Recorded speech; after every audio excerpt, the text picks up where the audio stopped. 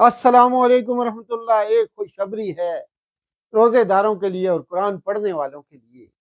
رسول اللہ صلی اللہ علیہ وآلہ وسلم رمضان المبارک میں کثرت سے تلاوت کرتے تھے، اور جبرائیل علیہ السلام بھی آپ کے ساتھ قرآن مجید کا دور کرتے تھے۔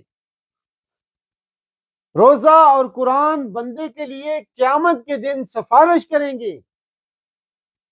روزہ کہے گا، اے رب، میں نے اس دن میں کھانے اور پینے سے روکا تھا، اور قرآن کہے گا، میں نے اسے رات کے وقت سونے سے روکا تھا، تو اس کے حق میں ہماری سفارش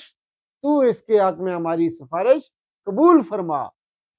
اللہ تعالیٰ سے دعا ہے کہ اللہ تعالیٰ ہمیں قرآن کی تلاوت کرنے اور رمضان کے روزے رکھنے کی توفیق عطا فرمائے۔ والسلام علیکم ورحمۃ اللہ وبرکاتہ۔